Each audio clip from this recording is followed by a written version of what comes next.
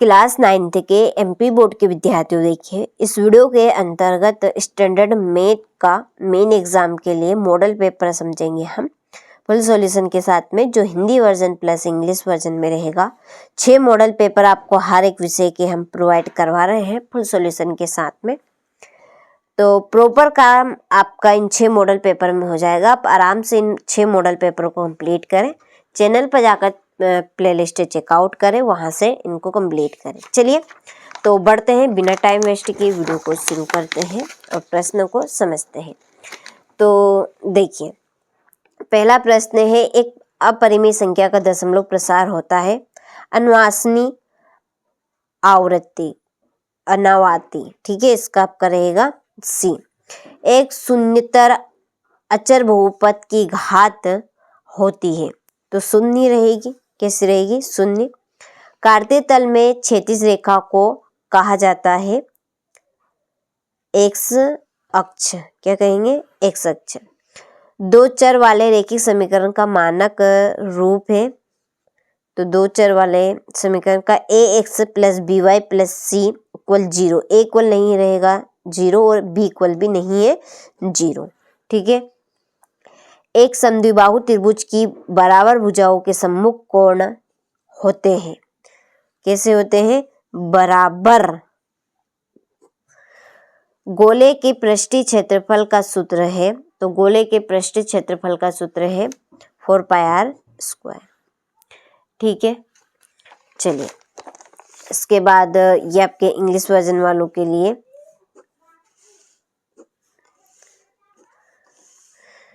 इसके बाद में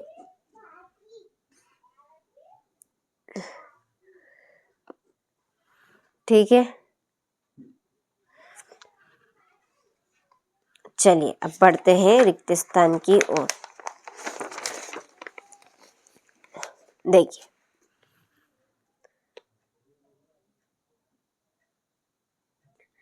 देखिए पहला है पाई बटा 2x² प्लस एक्स में एक्स का गुणांक। एक्स का गुणांक पूछा, यानी कि एक्स के आगे वाली संख्या, तो कितनी है?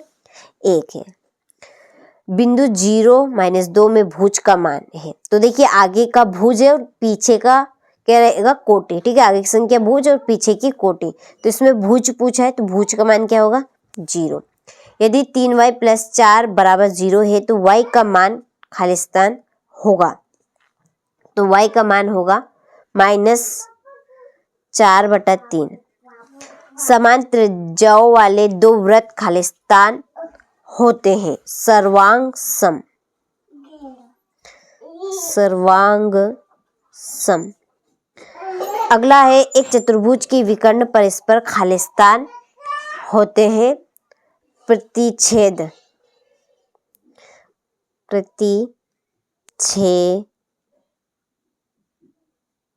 प्रतिच्छेदक, प्रतिच्छेद, ठीक है।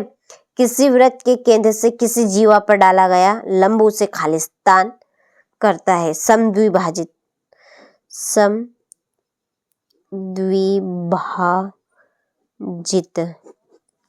ठीक है। चलिए तो ये आपके रिक्त स्थान हुए। इसके बाद ये आपके इंग्लिश मीडियम वालों के लिए, ठीक है। चलिए अब बढ़ते हैं सत्य की ओर। तो देखिए पहला है, पूर्ण संख्याओं को अक्षर डबल से व्यक्त किया जाता है, तो ये है सत्य, ठीक है। हम असत्य लिख दिया मैंने, सत्य है, ठीक है। जब हम कोई सा भी इंग्लिश में प्रश्न चालू करते हैं, तो सबसे पहला जो अक्षर होता है वो कैपिटल लेटर में ही लिखते हैं। बिंदु 2-3 में कोटि का मान -3 है, तो बिल्कुल सत्य। मैंने कहा आगे की जो संख्या है वो भुज, पीछे की जो संख्या है वो कोटि, तो ये सत्य है। समीकरण 4x + 3y = 12 का एक आदित्य हल होता है, तो ये असत्य है, ठीक है। करके देखिएगा आप कौन सा हल रहेगा।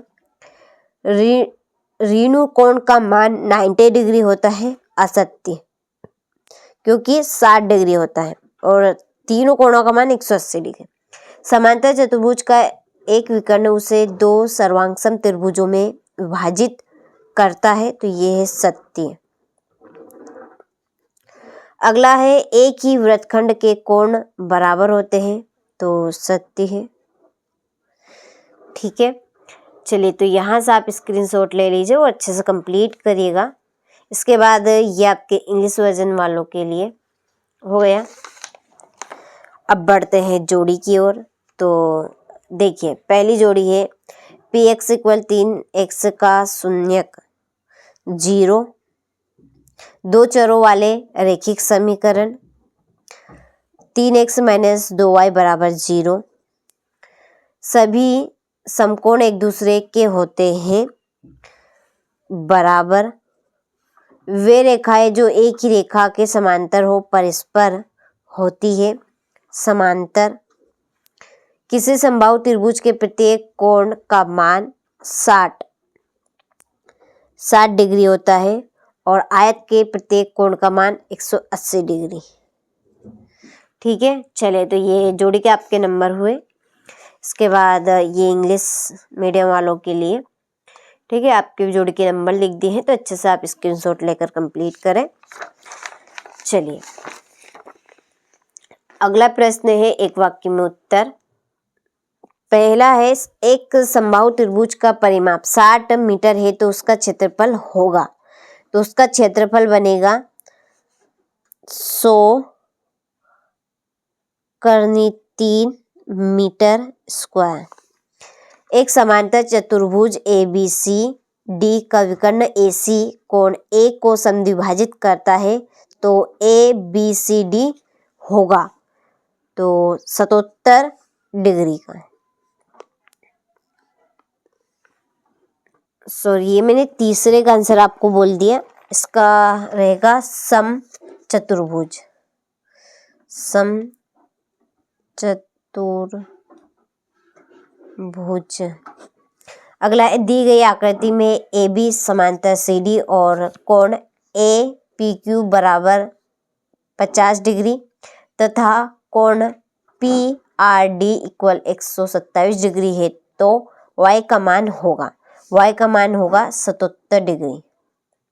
ठीक है, चलिए इसके बाद में है दो वर्ग अंतरालों के मध्य बिंदुओं को कहा जाता है वर्ग चिन्ह। क्या कहेंगे?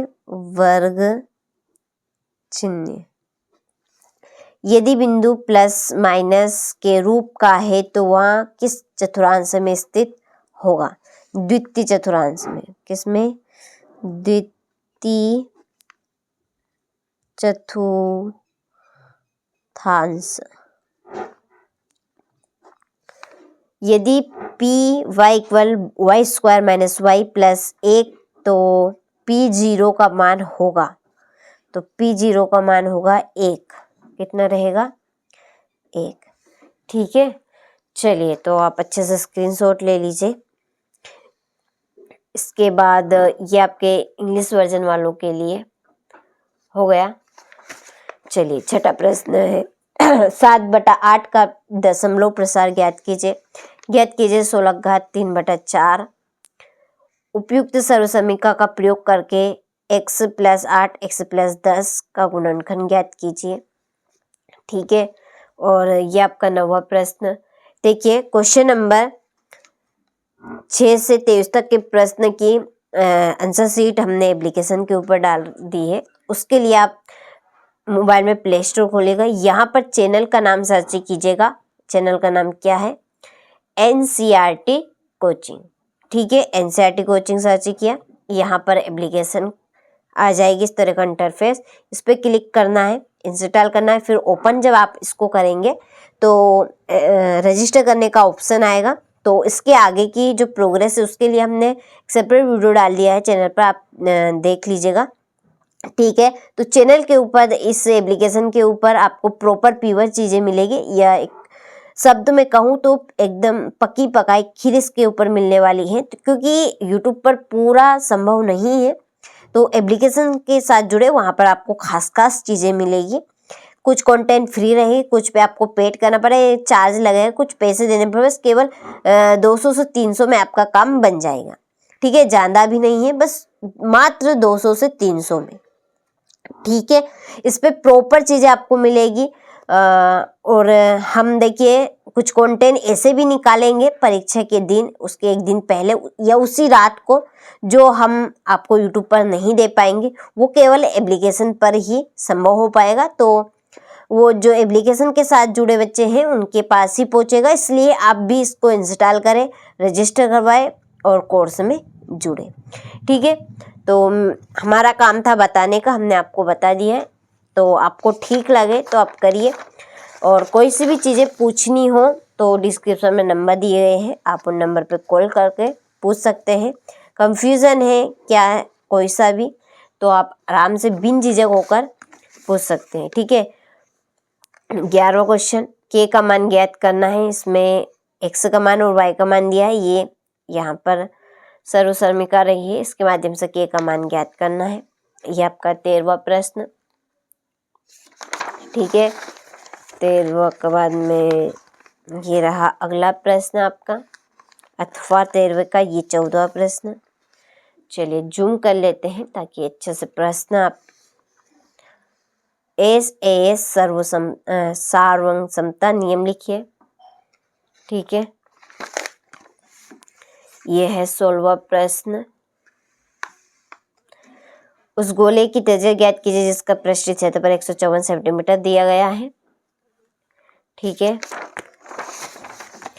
चलिए फिर ये 18वां प्रश्न।